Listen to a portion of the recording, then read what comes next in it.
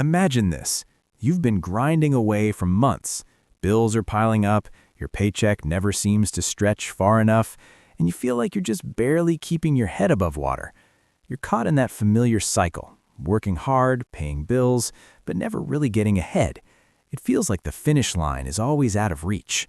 But then, one day, you check your bank account and see it, $1,000. A whole $1,000 sitting there. Not a big windfall, but just enough to make a difference. You didn't get lucky. You didn't win the lottery. You didn't come into some unexpected inheritance. You did it yourself. You saved that first $1,000. And let me tell you, that moment, it changes everything. You realize that you can build something, that you can take control.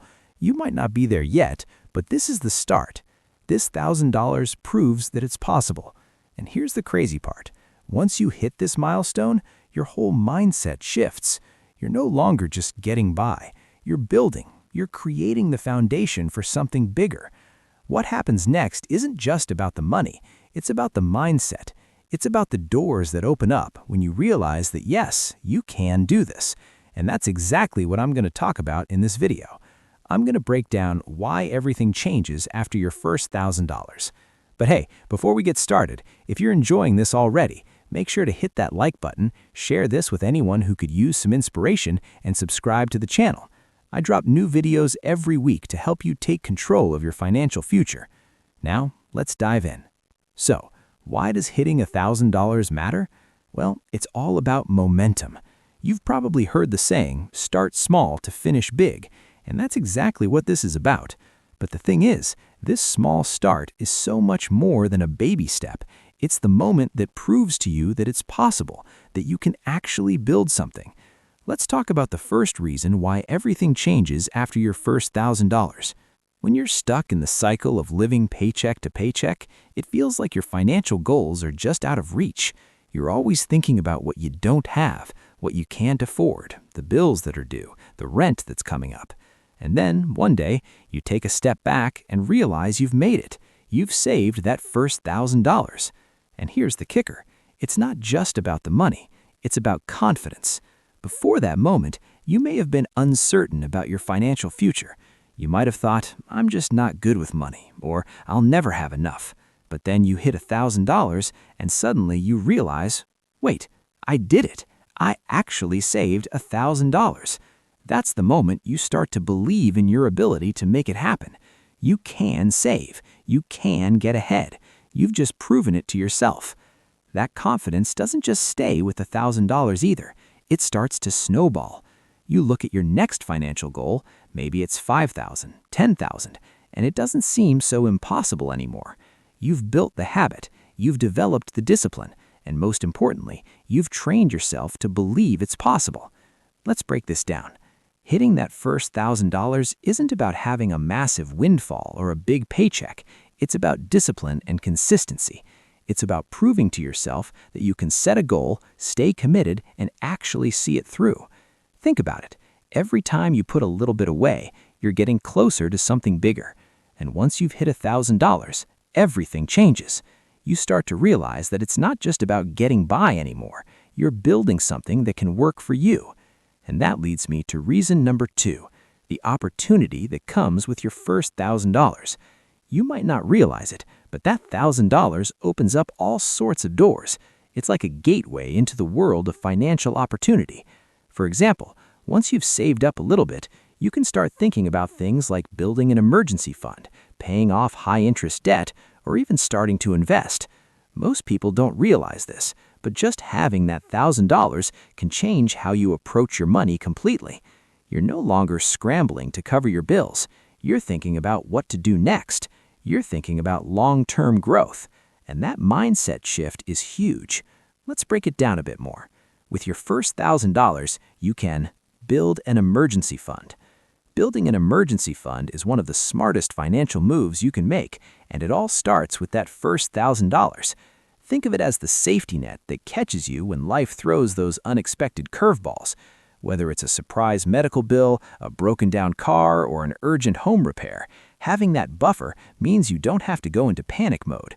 Instead of immediately reaching for your credit card or scrambling to borrow money, you can simply tap into your emergency fund to cover the cost.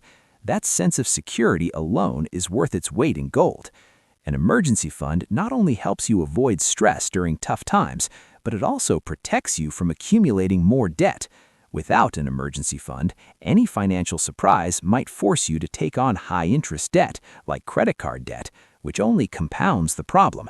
But with that $1,000 set aside, you've given yourself the breathing room to handle the unexpected. In the grand scheme, a $1,000 emergency fund is just the beginning. Financial experts often recommend aiming for 3 to 6 months of living expenses to fully cover yourself. But $1,000 is the first step.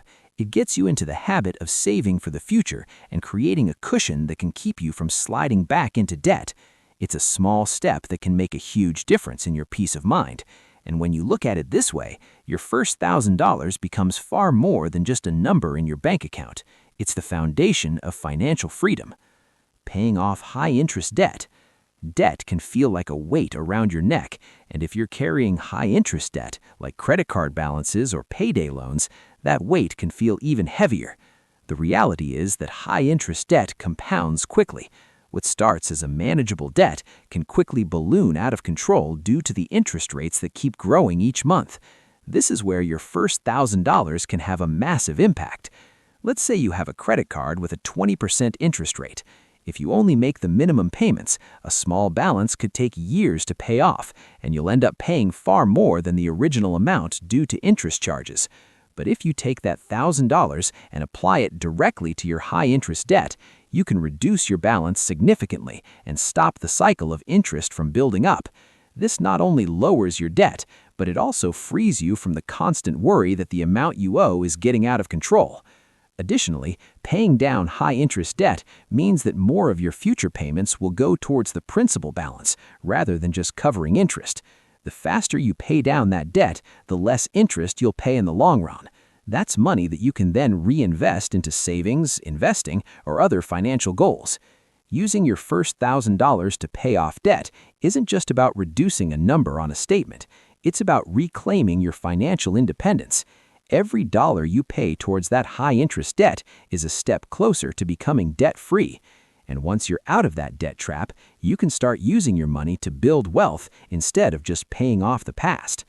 Now, this one might sound intimidating, especially if you're just starting to save. $1,000 may not seem like a lot to some people, especially when you think about the kinds of investments that get the most attention, like real estate or large stock investments. But let me tell you, that $1,000 is the seed from which a financial garden can grow. Investing isn't just for the rich or for Wall Street insiders. It's something that anyone can start, even with a small amount of money. And the earlier you start, the more you benefit from compound growth, the ability of your investments to generate earnings that are reinvested to generate even more earnings. With $1,000, you can open an account with a brokerage and start exploring options like individual stocks, ETFs, or index funds. Each of these has their own set of advantages, but they all have one thing in common. They give you a way to start building wealth for the long term. Let's take index funds, for example. These are low-cost investment options that track the performance of a market index, like the S&P 500, which includes 500 of the largest companies in the U.S. Over the long term, these funds generally show steady growth, and with just $1,000, you can start to tap into the power of the stock market. While it's true that the stock market can be volatile, history shows that over time it has consistently risen, making it one of the best places to grow your money. Starting with $1,000 may seem small, but that money is the first building block of your financial future. The earlier you start investing, the more time your money has to grow. And even if you're not comfortable with picking individual stocks, index funds and ETFs are excellent choices because they offer diversification, spreading your money across multiple assets, which reduces your risk. With just $1,000, you're not just saving, you're actively growing your wealth for the future. Here's the bottom line. After your first $1,000, you're no longer just getting by. You're stepping into a whole new world, a world where you have the tools to take control, where you're making smart decisions with your money, and where you have the confidence to take your finances to the next level. So, to all of you who are still working on that first $1,000, keep going. You're doing great.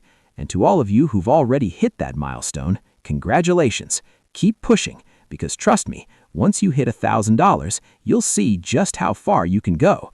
Before we wrap up, if you found this video helpful, don't forget to hit that like button, share this with someone who could use a little financial boost, and subscribe to the channel for more tips and strategies on how to take control of your financial future. Now, thanks for watching, and I'll see you in the next video.